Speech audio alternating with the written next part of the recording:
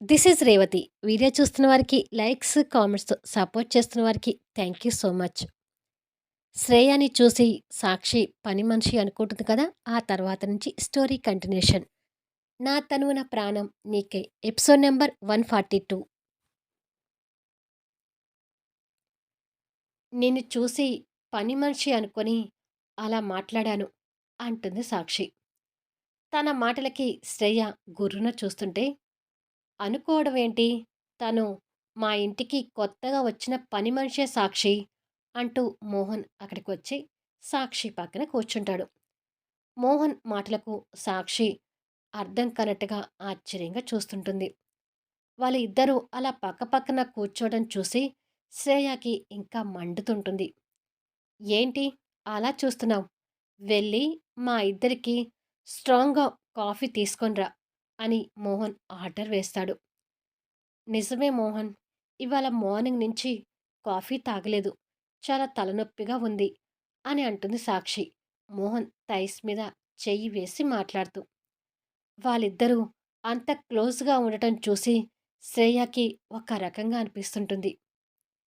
మా కొత్త పని మనిషి కాఫీ బాగా కలపడం నేర్చుకుందిలే సాక్షి అని నవ్వుతూ చెప్పి, తిరిగి తన వైపు కోపంగా చూస్తూ, ఏంటి ఇంకా స్టాచ్యూలా నిలబడ్డావు? కాఫీ తెమ్మని ఎన్నిసార్లు చెప్పాలి నీకు అని కసురుతాడు. మోహన్ కసిరేసరికి ఆ కోపంలో కూడా భయపడుతూ ఇప్పుడే తెస్తాను అని చెప్పి కిచెన్లోకి వెళ్ళి ఛ! నా బతుకు ఇంతగా దిగజారిపోతుందేంటో అర్థం కావడం లేదు అని కోపంగా తిట్టుకుంటూ కాఫీ కలుపుతుంటుంది. కొద్దిసేపటికి కాఫీ కప్పులతో బయటకొచ్చేసరికి ఇద్దరు ఒకరి చేయి ఒకరు వేలు దూచి పట్టుకొని మాట్లాడుతూ ఉంటారు. వాళ్ళ చేతుల వైపు గుర్రుగా చూస్తూ కాఫీ అందిస్తుంది. థ్యాంక్ యూ శ్రేయ అని చెప్పి సాక్షి నవ్వుకుంటూ కాఫీ అందుకుంటుంది. పని మనుషులకి థ్యాంక్స్ చెప్పడం ఎందుకు సాక్షి అంటూ శ్రేయ మొహంలోకి ఓరగా చూస్తూ కాఫీ కప్పు అందుకుంటాడు మోహన్. నేను ఈ ఇంట్లో వాళ్ళకి పని మనిషినేమో కానీ అందరికీ పని మనిషిని కాదు అని అంటుంది కోపంగా ఖాళీ ట్రే పట్టుకొని పక్కకు నిలబడి. నేను, మోహన్ వేరు కాదు శ్రేయ. మేమిద్దరం ఒకటే. అంటే ఈ ఇంట్లో నేను కూడా ఒక ఫ్యామిలీ మెంబర్‌నే అంటుంది సాక్షి కాఫీ సిప్ చేసి. ఆ విషయం తనకు తెలీదనుకోవటం మన పొరపాటవుతుందిలే సాక్షి అంటాడు మోహన్. అసలు ఇదంతా ఎందుకు మోహన్? నువ్వు నా లవ్వర్‌వి కాబట్టి త్వరగా నన్ను పెళ్లి చేసుకో. హాయిగా నీకు పెళ్ళానిగా, నీ కొడుక్కి తల్లిగా ఉండిపోతాను అంటుంది సాక్షి. కొడుక్కి తల్లిగా అనగానే శ్రేయకి పుండు మీద కారం చల్లినట్టుగా ఉంటుంది. ఇప్పుడే కదా బిజినెస్ స్టార్ట్ చేసింది. కాస్త బిజినెస్‌లో నిలదొక్కునివ్వు. పెళ్లి గురించి తర్వాత చూద్దాం అంటాడు మోహన్. అది కూడా నిజమేలే. అయినా నేను నీకు పిఏ కాబట్టి ఇద్దరం దగ్గరగానే ఉంటాము. ఒకరి అభిప్రాయాలు మరొకరు పూర్తిగా పంచుకున్న తర్వాత పెళ్లి చేసుకుంటే ఇంకా హ్యాపీగా ఉంటాం కదా మోహన్ అంటుంది సాక్షి. వాళ్ళ మాటలు వినలేక శ్రేయ కోపంగా అక్కడి నుంచి కిచెన్లోకి వెళ్ళిపోతుంది. ఇంతకీ ఇంట్లో ఎవరూ కనిపించడం లేదేంటి మోహన్ అని అడుగుతుంది సాక్షి. అందరూ గుడికి వెళ్ళారులే. బాబేమో పక్క రూమ్‌లో నిద్రపోతున్నాడు. ఫైల్ డిస్కషన్ చేసుకోవాలనుకున్నాం కదా! నా ఫైల్ బెడ్‌రూమ్‌లో ఉంది. తీసుకొస్తాను అంటూ మోహన్ కప్పు పక్కకు పెట్టి లేస్తాడు. నువ్వు ప్రత్యేకంగా తీసుకురావడం ఎందుకు మోహన్? నేను నీతో పాటు వస్తాను అని చెప్పి ఇద్దరూ పైకి వెళ్తారు. కిచెన్‌లో కూరగాయలు కట్ చేస్తున్న శ్రేయకి ఆ మాటలు వినిపించి బయటికొచ్చేసరికి ఇద్దరూ ఒకరి చెయ్యి ఒకరు పట్టుకొని పైకి వెళ్తుంటారు. శ్రేయ కింద నుంచి చూస్తూ ఉండగానే వాళ్ళు రూమ్‌లోకి వెళ్ళి డోర్ వేసుకుంటారు. అది చూసి ఇంకా కోపం తెచ్చుకుంటూ చిచ్చి! పెళ్లి కాని ఒక ఆడపిల్ల ఇంతగా బరి తెగించడమేంటి? అని అనుకొని ఆ ప్రశ్న తనకే మళ్ళీ కొట్టినట్టుగా అయ్యి, ఒకప్పుడు కళ్యాణ్ విషయంలో తను చేసినవన్నీ కడుపుతో కళ్యాణ్ ఇంటికి వెళ్ళడం, ఇలా తన తప్పులు తను గుర్తు తెచ్చుకుంటూ ఉండగా, పైనుంచి వాళ్ళిద్దరి నవ్వులు వినిపిస్తుంటాయి. వాళ్ళని నవ్వులు చూసి ఇంకా చిరాకు పడుతూ, వాళ్ళు ఎలా ఊరేగితే నాకెందుకులే. నేను వచ్చింది బాబు కోసం. బాబు కోసం తప్ప నేనింకేమీ ఆలోచించను అని పక్క రూమ్‌లో ఉయ్యాల పడుకొని నిద్రపోతున్న నిత్విక్ దగ్గరికి వెళ్తుంది. నిత్విక్ అప్పుడే నిద్రలో నుంచి లేచి నవ్వుతూ కేరింతలు కొడుతుంటాడు. వాడిని అపురూపంగా చూసుకుంటూ ఎత్తుకొని ముద్దు పెట్టి, "నువ్వు పాలు తాగి చాలా సేపు అవుతుంది కదా నాన్నా! నీకు పాలిస్తాను" అని చెప్పి అక్కడ ఉన్న ఓ చిన్న స్టూల్ మీద కూర్చొని బాబుకి బ్రెస్ట్ ఫీడింగ్ ఇస్తుంటుంది. పైనుంచి వాళ్ళ నవ్వులు వినిపిస్తూ ఉంటాయి. వాళ్ళ నవ్వులకి కోపం తెచ్చుకుంటూ, "నాకు నువ్వుంటే చాలు నాన్నా" అని అంటుంది బాబు తల నిమురుతూ. మరి కొద్దిసేపటికి సాక్షి ఫైల్ పట్టుకొని మోహన్‌తో కలిసి కిందికొస్తుంది. "బాబు లేచాడేమో చూడు మోహన్, కాసేపు బాబుతో ఆడుకుందాము" అంటుంది సాక్షి.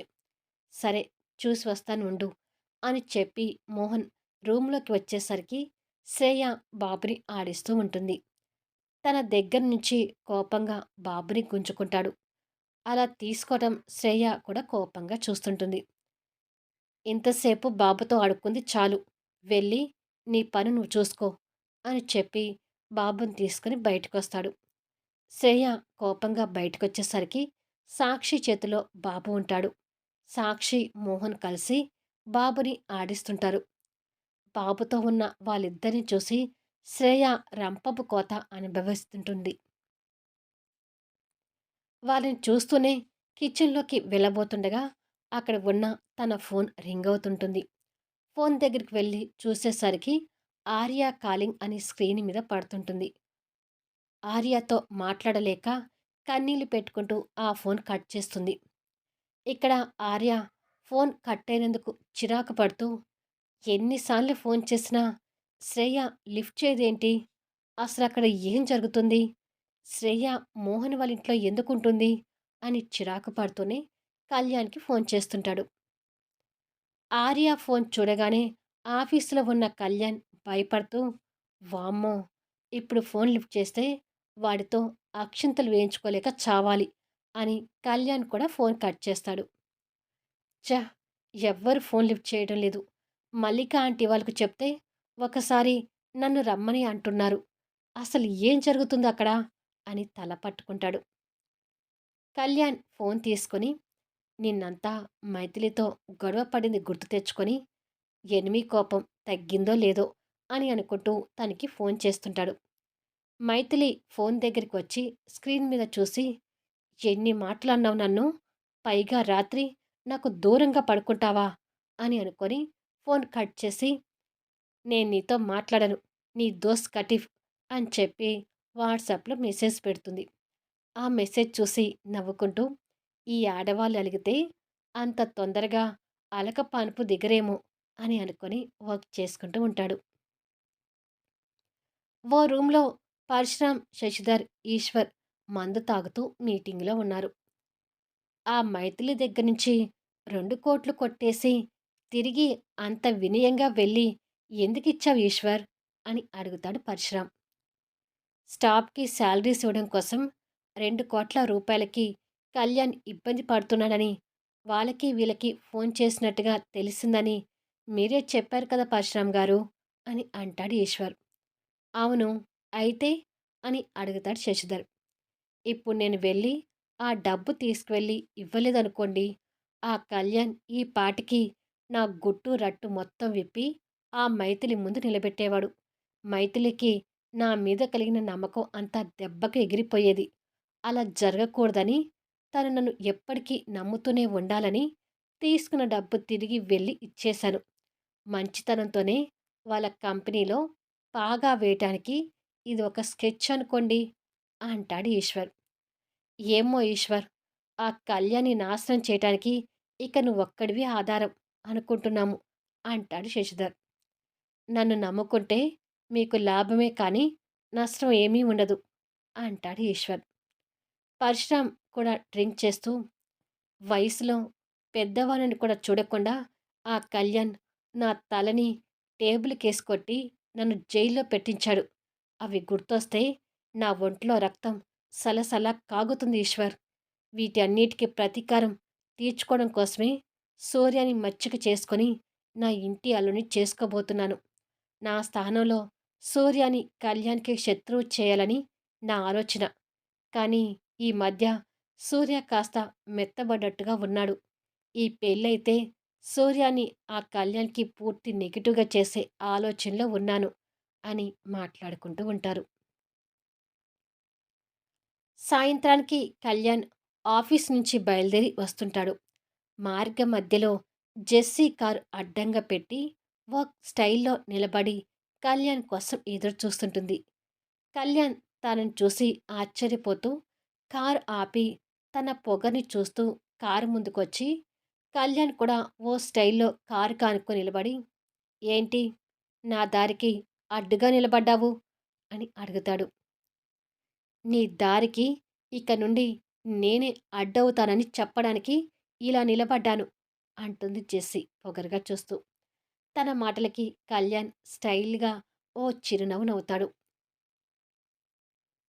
ఆ స్మైల్‌కి అర్థమేంటో జెస్సీకి క్లియర్‌గా తెలిసి ఇంకా కోపంగా చూస్తూ, "ఇంతకీ నేను మీ ఇంటికొచ్చినప్పుడు సూర్యతో ఒక డైలాగ్ కొట్టావు కదా!